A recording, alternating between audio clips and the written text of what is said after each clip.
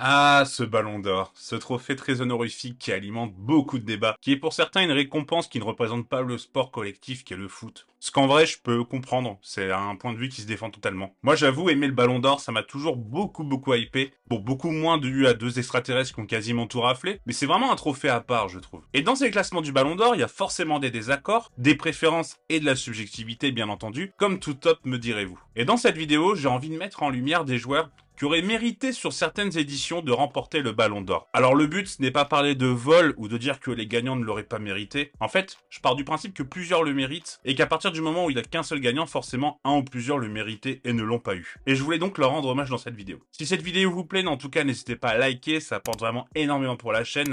Donc merci à ceux qui le feront, n'hésitez pas également à vous abonner, on est presque à 13 000, donc merci beaucoup pour ça. Et on va tout de suite rentrer dans le vif du sujet.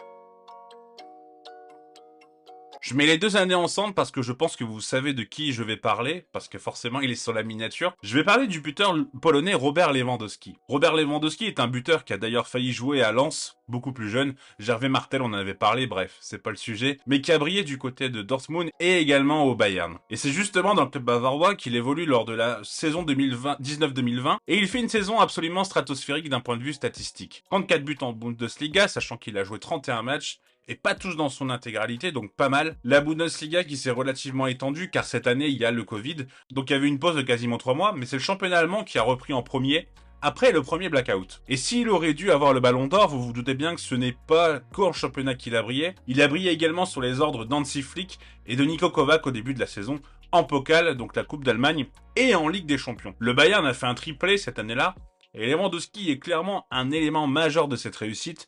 6 buts en 5 matchs de Pokal et 15 buts en Ligue des Champions. Alors les plus difficiles à convaincre me diront 15 buts c'est bien, mais CR7 il en a mis 17. Sauf que comme dit auparavant, c'est une saison de Covid où la Ligue des Champions est dans un format spécial avec le fameux Final 8. Et donc il y a eu 2 matchs en moins par rapport à une Ligue des Champions standard, car il n'y a pas eu de quart de finale ou de demi-finale retour, donc il a mis 15 buts sur les 11 matchs possibles. Même 10 car le dernier match de poule, Lewandowski l'a pas joué. Mais France Football a décidé, et je n'ai toujours pas la raison, d'annuler cette édition du Ballon d'Or à cause du Covid. Franchement, on est en 2023 maintenant, donc ça fait 3 ans et je comprends toujours pas pourquoi ils ont annulé cette édition.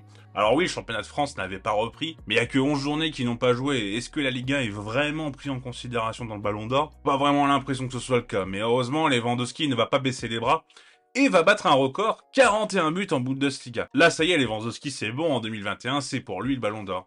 Non. Et non, Léo Messi, qui a gagné la Copa América avec l'Argentine, va l'avoir. J'exagère bien sûr, il n'y a pas eu que ça, car les 6 derniers mois de Messi au Barça, donc de janvier à juin 2021, d'un point de vue collectif, c'est pas excellent, mais lui, il répond présent.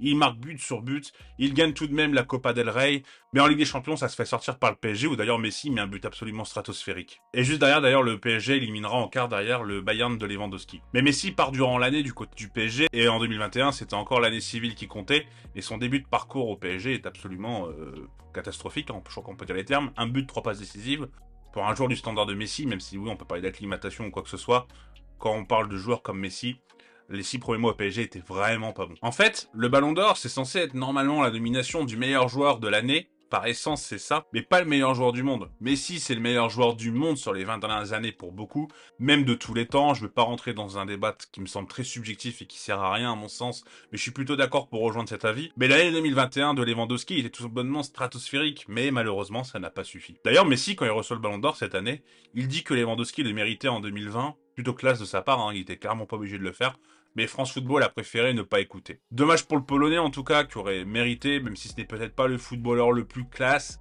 le plus complet, même si je trouve que la palette technique de Lewandowski était assez sous-cotée. Il est loin d'être qu'un buteur, hein, ça reste dommage qu'il n'en ait pas un, voire deux, même si je ne veux pas enlever de mérite encore une fois au génie argentin.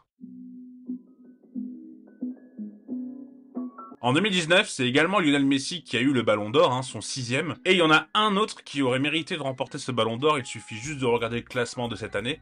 C'est Virgil van Dijk qui a fini à seulement 7 points du génie argentin. Et c'est vrai que Van Dijk, cette année-là, c'est une machine. Franchement, il n'y a pas d'autre terme, c'est une machine. Et ce qu'il a desservi, avec des gros guillemets, pour avoir ce Ballon d'Or, c'est que c'était avant tout une équipe. Il suffit de voir le classement à nouveau, hein. Mané est 4e, Salah est 5e, le gardien Alisson est 7e.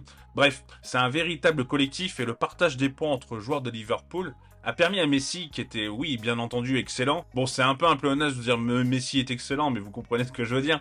Mais Van Dijk, qui aurait succédé à Cannavaro en tant que défenseur central, qui gagne un ballon d'or. Liverpool, en 2019, bah, c'est une victoire en Ligue des Champions. On se souvient de cette finale assez ennuyante, pour ne pas dire autre chose, contre les Spurs, mais même s'il y a cette demi-finale assez géniale contre le Barça, avec la fameuse remontada, on en avait parlé sur la chaîne, le corner d'Alexander-Arnold, Origi, le doublé de Wijnaldum, enfin bref. Et en première ligue, vous me direz qu'ils ont fini que deuxième. Ouais, enfin, deuxième avec 97 points et ils ont perdu qu'un seul match. Contre les champions d'ailleurs, 2-1 contre City, début janvier. Et Liverpool, c'était absolument incroyable, avec une véritable bonne défense et un Van Dijk, comme je disais, vraiment infranchissable. Ça, c'est un peu compliqué par la suite de sa carrière, malheureusement, avec ses blessures, mais le Van Dijk 2019, j'ai rarement vu un défenseur aussi bon sur une année. Mais encore une fois, ça joue vraiment qu'à 7 points. D'ailleurs, les personnes qui ont voté pour Alexander-Arnold et qui ont donné 8 points au latéral anglais, fallait mieux choisir les refs quand même, fallait mettre à Van Dijk. Bref, j'avoue que de mon côté, celui-ci, j'étais peut-être un peu plus pour Messi. Il était vraiment ouf sur cette saison, hein. 51 buts en 50 matchs avec le Barça, 12 en Ligue des Champions, 36 en Liga. Vraiment, Messi était stratosphérique en 2019. Hein. Ça, pour ça qu'il faut pas lui enlever de mérite, il faut pas parler de vol à mon sens. Ça, je trouve que ça perd un peu en crédibilité de dire ça. Il y a le triplé contre le Sevilla FC, hein, il faut pas faire de Jamou, bah, il va mettre un triplé également contre le Real Betis. Vraiment un très très grand Messi, mais Van Dijk l'aurait clairement mérité également.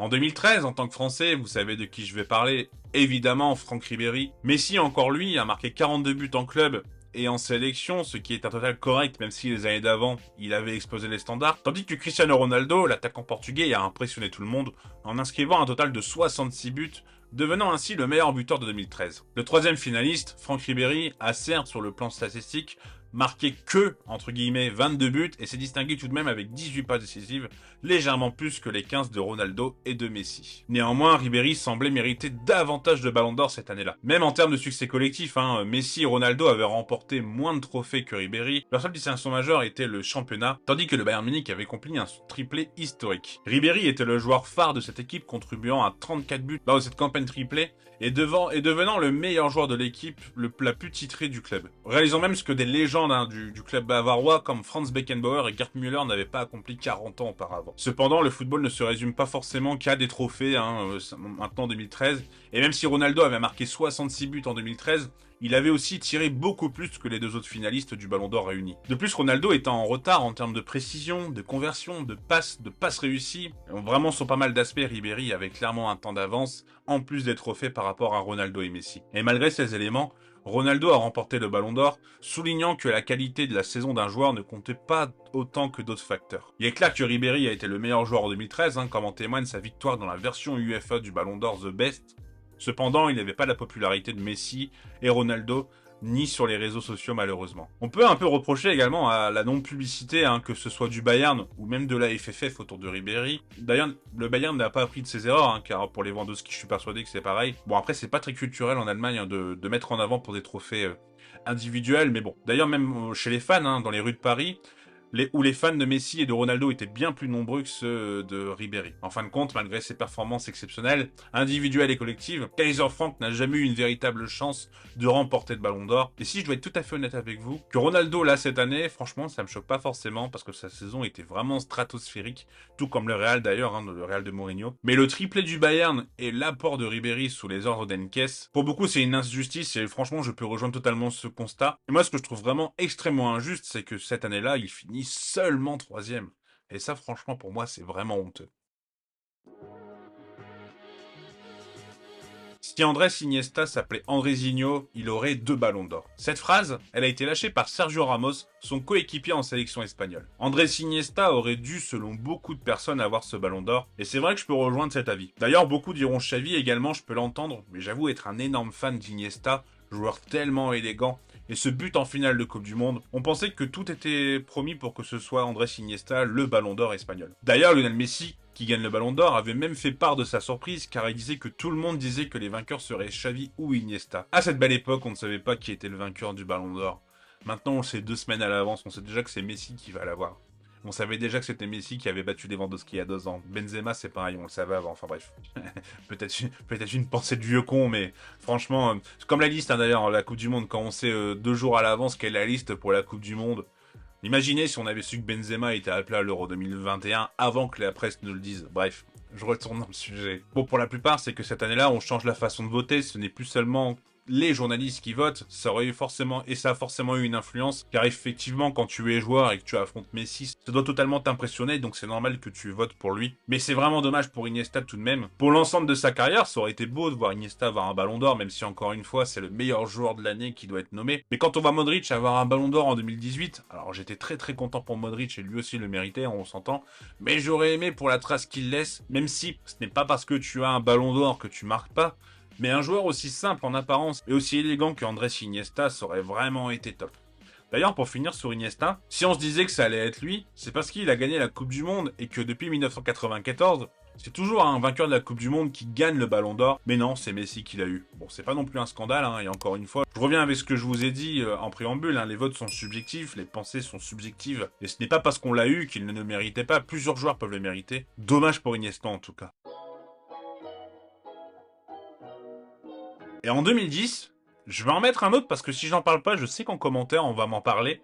Le quatrième de ce classement, Wesley Sneijder. Wesley Sneijder, il fait une année complètement stratosphérique. Hein.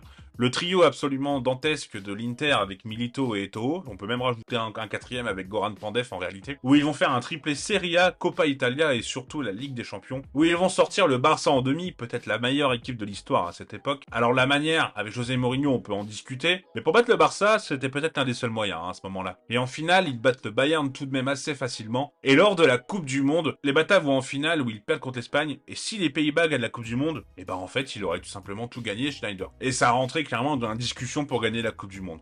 Cette Coupe du Monde d'ailleurs, elle est stratosphérique, hein. Il est élu deuxième meilleur joueur de la Coupe du Monde derrière Diego Forlán, il met 5 buts, vraiment Sneijder cette année, il est complètement dingue.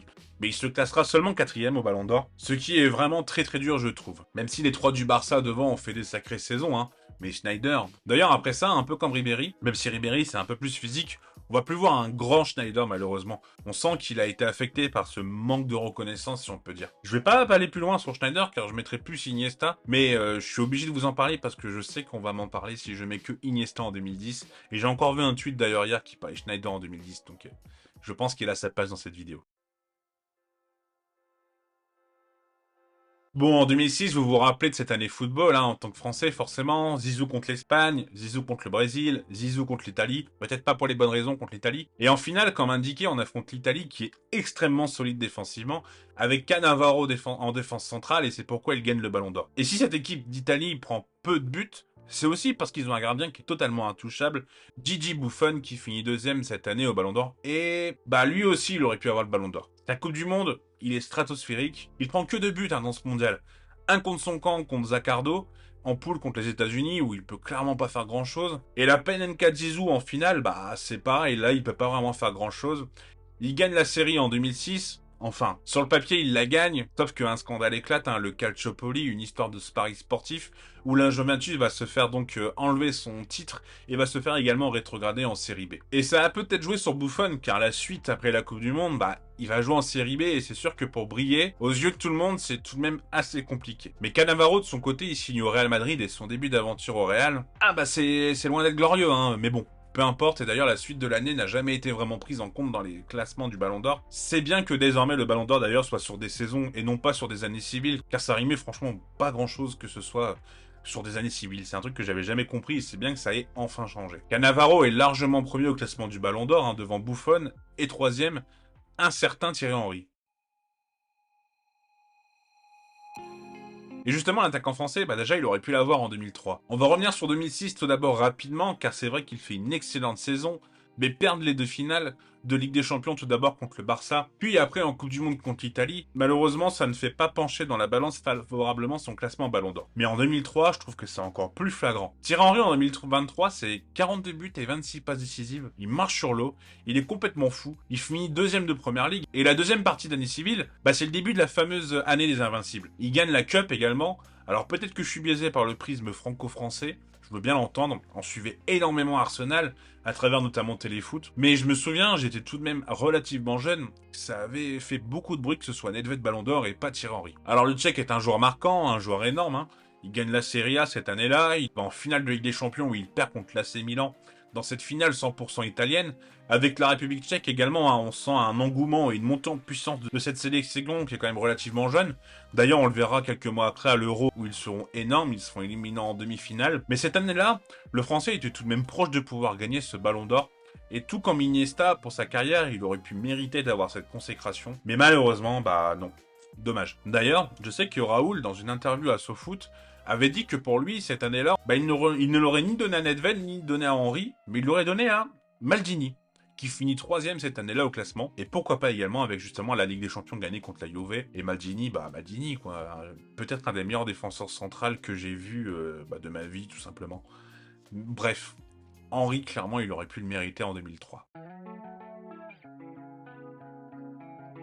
Et justement, on va revenir sur Raoul, 2 ans auparavant. Alors, ceux qui me suivent depuis très longtemps, vous avez connu la première pépé de cette chaîne YouTube, et vous savez donc que je suis un énorme fan de Raoul. Bah d'ailleurs, ça se voit au t-shirt, il est floqué Raoul derrière. Et donc, en 2001, vous vous doutez bien que pour moi, Michael Owen ne doit jamais l'avoir et que c'est l'Espagnol qui méritait la consécration. Owen, il gagne la Coupe de l'UEFA cette année-là avec Liverpool, une finale assez folle, d'ailleurs 5-4 après prolongation contre Alaves, où il ne marquera pas, mais il fait tout de même 2 passes décisives et gagne également la FA Cup. Mais il y a un match qui a mis en avant la saison d'Owen, c'est un triplé contre l'Allemagne en qualification pour la Coupe du Monde, une grosse victoire 5-1, vraiment un match qui avait fait beaucoup de bruit car la rivalité anglo-allemande est l'une des plus grandes dans le foot de sélection. Et c'est vrai que ce match avait joué en la faveur d'Owen, qui avait réalisé une belle saison tout de même, avec les Reds, avec des buts qui étaient quand même relativement marquants. Et puis c'était un attaquant qui avait quand même une certaine technique, tout ça, et c'était un joueur qui marquait les esprits très clairement. Alors niveau stade, c'était pas flamboyant non plus, mais c'était correct.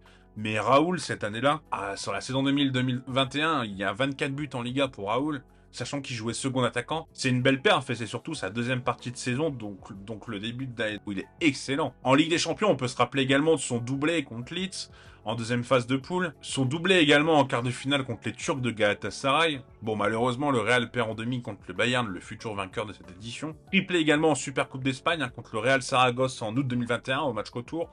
Il remet un doublé en phase de poule contre Anderlecht. Bref, Raoul, il aurait mérité de succéder à son ancien coéquipier Figo qui avait eu le Ballon d'Or en 2000. Ils ont décidé de sélectionner Owen. Dommage sur ce coup. D'ailleurs, Raoul avait dit, ça je peux l'entendre mais je suis pas forcément d'accord avec lui, il avait dit que s'il n'avait pas gagné, c'est que c'était un Anglais et lui était espagnol et que les Espagnols étaient pas mis en avant. Il prenait également l'exemple d'ailleurs d'Iniesta en 2010. Le seul Ballon d'Or espagnol, c'est Luis Suarez en 1960. Mais bon, je rentrerai peut-être pas forcément dans ce débat, surtout que je pense que bon, le Real est quand même un club qui était vachement regardé, mais pourquoi pas, s'il le ressent comme ça, après c'est son avis. Je rentrerai pas dans ce débat. D'ailleurs, sans le 5-1 de l'Angleterre contre l'Allemagne, il se peut qu'Owen ne l'ait pas, et il se peut aussi qu'Oliver Kahn fasse mieux que 3ème. Mais c'est clair que ça a joué en sa défaveur.